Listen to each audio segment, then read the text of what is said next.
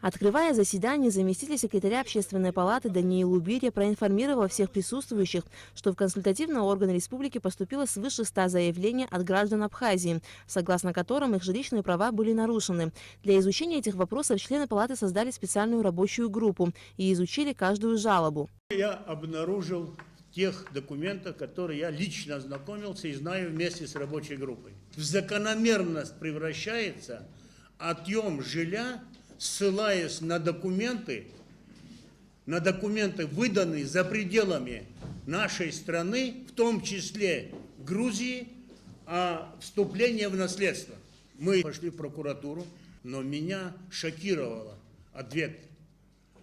При рассмотрении о собственности граждан Абхазии верховенство закона над всеми, какими есть законами или распоряжениями, это верховенство международные законы о собственности. То есть, если мы нарушим, ООН не будет нас рассматривать, что мы нарушаем эти права. Член рабочей группы по обработке поступивших заявлений, заместитель руководителя ветеранской организации «Абаш» Зураб Зухба рассказал собравшимся о двух конкретных случаях. И первый, и второй касаются жилищных споров с участием ветеранов Отечественной войны народа Абхазии. Ветеран войны судится с ценным гражданином, который получил наследство от своей матери, которая умерла в Грузии. Вот документы на грузинском языке, свидетельство о смерти, вот, пожалуйста, вот это свидетельство о смерти, полученное в Грузии. Он везет в Москву, переводит его, соответственно, на грузинском языке, понимая, наверное, что здесь это не примут. Он переводит этот документ на русский язык, привозит сюда, и почему-то здесь эти документы принимают в производство. Начинаются судебные тяжбы с ветераном войны, она и так больная женщина, и начинают ее там отдергивать и пытаться отсудить недвижимость. Мы, ветераны, однозначно воспринимаем эти вопросы. Все граждане, которые не то что там принимали участие в боевых действиях, а сотрудничали с грузинскими оккупационными войсками, они не то что проживать здесь, жены, члены их семьи, не то что проживать здесь, они сюда приезжать не имеют права.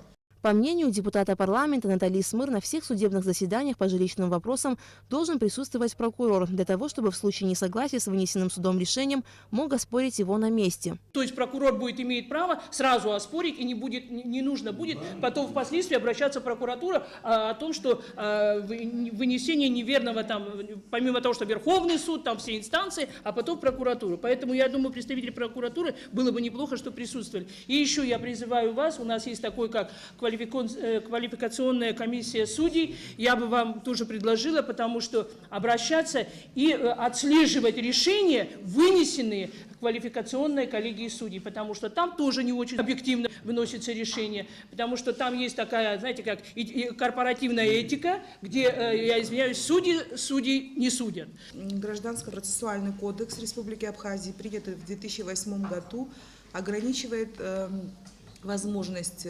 прокурора обжалования всех судебных решений. Согласно статье 43 ГПК Республики Абхазия, категория дел, в которых может участвовать прокурор, это жилищные дела, связанные с выселением.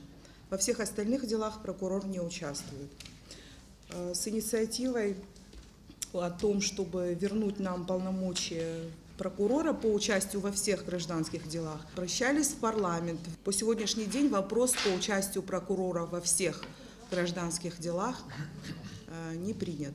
Присутствовавший на встрече депутат Народного собрания Рауль Лолу отметил, что по обсуждаемому вопросу в парламенте Абхазии рассматривается законопроект, направленный на предупреждение такого рода ситуации. Кроме того, он напомнил, что в Гражданском кодексе Республики Абхазия прописано, что граждане, которые боролись или борются против независимости нашей страны, участвовали в боевых действиях против Абхазии или оказывали содействие в этом, не имеют права наследовать имущество на территории Республики Абхазия. Сейчас депутаты парламента работают над внесением дополнений в данный закон. Мы подняли этот вопрос в парламенте, начали обсуждать, приняли в первом чтении, дополнили эту статью имеется в виду это лица, которые являются родственниками. Сейчас мы обрабатываем, дальше пойдем, посмотрим, кто является родственниками. Это сын, это дочь и так далее. Там тоже есть свои вопросы, которые необходимо правильно юридически, согласно там всем правовым нормам, закрепить.